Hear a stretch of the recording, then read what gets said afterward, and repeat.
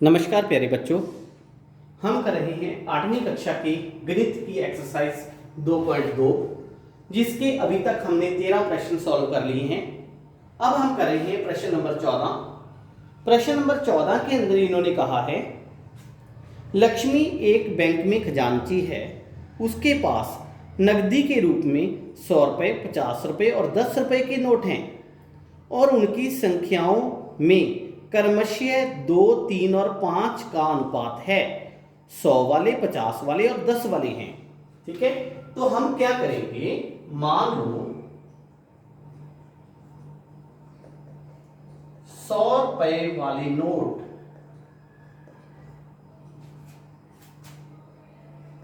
कितने हैं, x है। उसके बाद 50 रुपए वाले, 50 रुपए वाले कितने हैं नोट। यहां पे एक बात देखो, मैं थोड़ी सी गलती कर रहा हूं।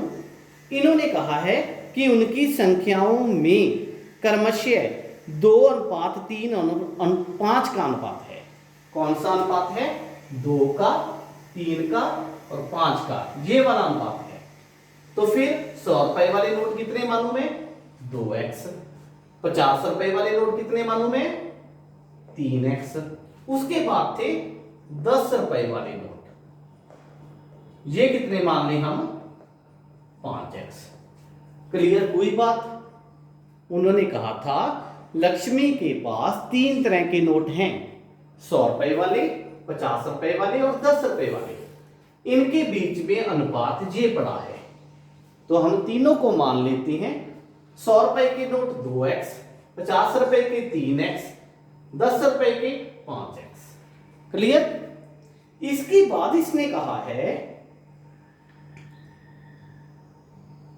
उसकी कुल जो मूल्य है वो है 4 लाख। तो प्रत्येक प्रकार के कितने कितने नोट हैं, ये उसने कहा है। ठीक है, तो बोलो फिर इसका कुल मूल्य कितना बन जाएगा। कुल मूल्य कितना है बेटा, 4 लाख। ये है उसका टोटल वैल्यू। अब 100 रुपए वाले 2x नोट हैं, तो कितने हो जाएंगे ये पैसे, 200x। क्लियर। 50 रुपए वाले 3 हैं, 3x है, तो कितने हो जाएंगे ये, 150x। कैसे, 50 दिया 150। ओके। 10 रुपए वाले 5x हैं, तो 10 5 50x। अब बात क्लियर हो गई आपको। अब इन तीनों नोटों का, ठीक है, जो हमने वैल्यू निकाली उसका जोड़ कितना बनता है, 4 लाख। बात क्लियर हुई। दोबारा बताता हूं। मान लो आपके पास 100 रुपए वाले 5 नोट हो, 100 रुपए वाले 5 नोट हो, तो कितनी वैल्यू होगी, 500 होगी ना। कैसे प्राप्त हुआ इसको, 100 गुना 5, 500 आ गई। तो इसी तरह देखो बेटा, 100 रुपए वाले कितने नोट हैं, 2x, तो टोटल वैल्यू कितनी आएगी, 100 गुना 2x, 200x। 50 रुपए वाली कितनी है, 3x, तो 50 दिया 150, 150x। 10 रुपए वाले 5, 10 5 50x। चारों का टोटल ये बनता है, जोड़ दो, 200, 150, 350, फिर 50, 400। तो 400x बराबर है 4 लाख। क्लियर भाई। अब देखो x का मान कितना आएगा, 400 नीचे आ गया, 4 लाख बटा में 400, कैंसिल आउट करो, 1000 आ जाएगा टोटल। ठीक। x का मान कितना आ गया बेटा, 1000। फिर उसने पूछा है कि प्रत्येक प्रकार के कितने कितने नोट हैं। बोलो फिर, 100 रुपए वाले कितने नोट हैं, 100 रुपए वाले नोट बोलो कितने हैं, 2x है ना। x कितना आ गया, 1000, 2 गुना 1000 कितने हैं बेटा, 2000। समझ लगी बात। इसी तरह 50 वाले कितने हैं, 3x, तो फिर 1000 से गुना करेंगे, 3000। 10 रुपए वाले 5x, 5000। अब ये 2000, 3000, 5000 क्या चीज आ रही है? ये नोटों की गिनती आ रही है, उनकी वैल्यू नहीं आ रही। क्लियर? इस तरह आप इस प्रश्न को आगे भी हल कर सकते हैं। उसके बाद प्रश्न नंबर 15वां प्रश्न देखो बेटा। 15वें प्रश्न में इसने कहा है मेरे पास 300 रुपए की, इसका मतलब क्या हुआ? कुल मूल्य कितना है? कुल मूल्य कितना है? 300। ये भी सिक्कों का प्रश्न ही है, ठीक है। कुल मूल्य 300 रुपए ये है। इसके पास है 1 रुपए की, 2 रुपए की और 5 रुपए वाले सिक्के हैं। 2 रुपए वाले सिक्कों की संख्या 5 वाले सिक्कों की संख्या से 3 गुना है। तो हम क्या करेंगे? मान लो 2 रुपए वाले सिक्के कितने हैं? x। ठीक, तो इन्होंने क्या कहा है? 2 रुपए वाले सिक्कों की संख्या 5 वाले सिक्कों की संख्या से द्विगुनी है। देखो मैंने गलत सोच लिया, जहां पे 2 वाले सिक्के 5 वाले सिक्कों से तिगुने हैं, तो फिर मैं यहां पे क्या सोचूं बेटा? 5 वाले सोच लेते हैं। ठीक, 5 रुपए वाले सिक्के x। तो फिर 2 रुपए वाले सिक्के कितने हो जाएंगे? इसने कहा 2 रुपए वाले 5 रुपए वालों से तिगुने हैं, तो फिर 3x हो जाएंगे। क्लियर?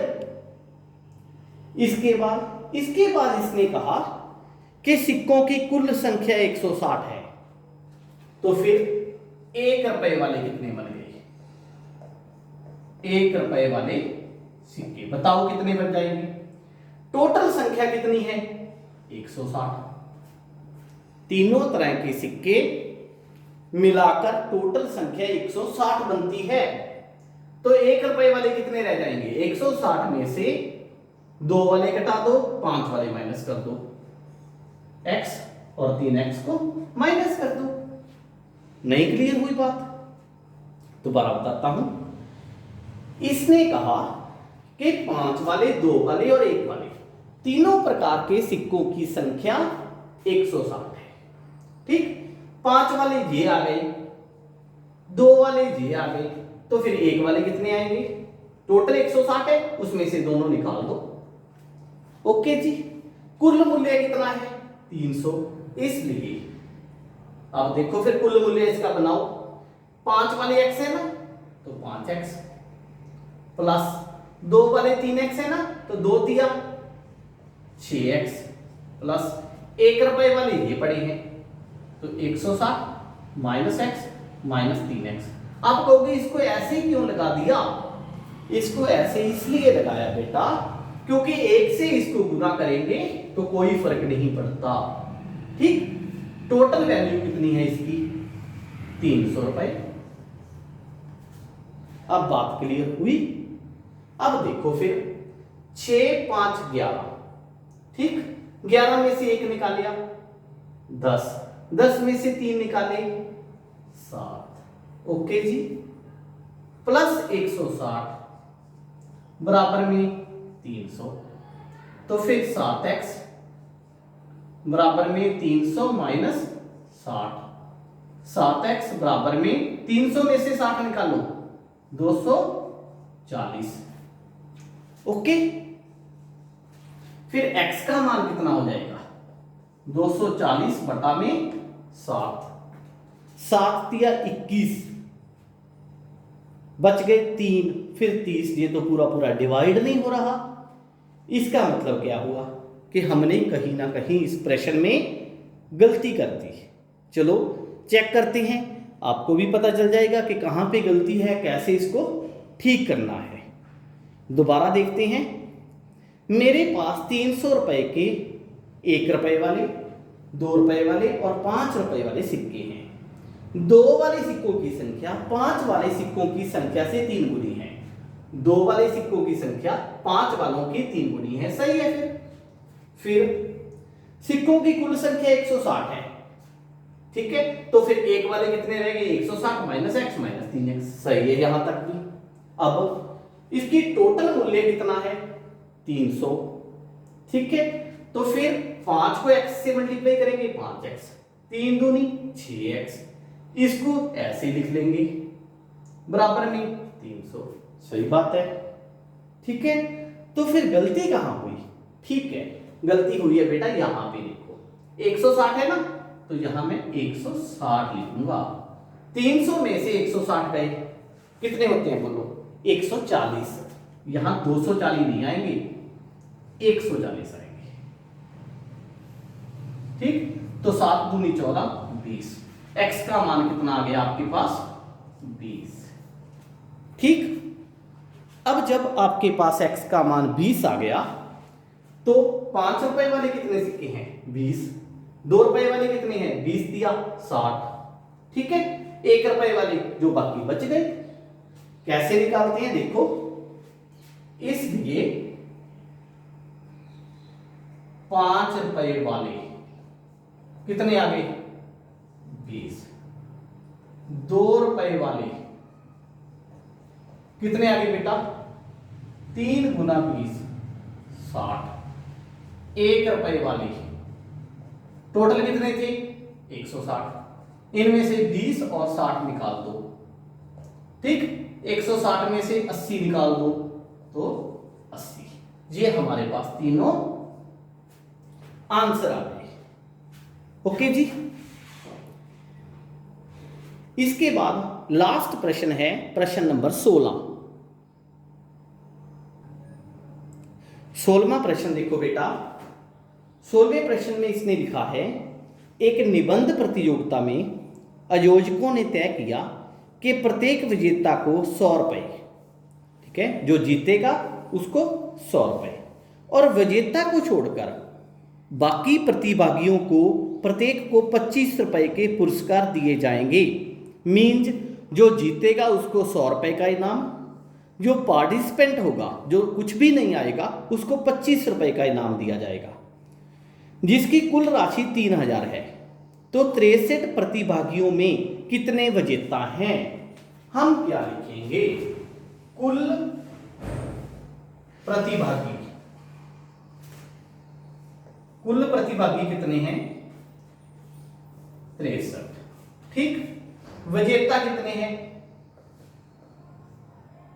x, ये हमने मान लिया, ठीक है। इसके आगे भी लिख लो, मान लो विजेता x, ओके। अगर विजेता x है तो शेष विजेता जो नहीं है, विजेता नहीं, वो कितने हो जाएंगे फिर? टोटल 63 है ना, 63 माइनस x, क्लियर। उसके बाद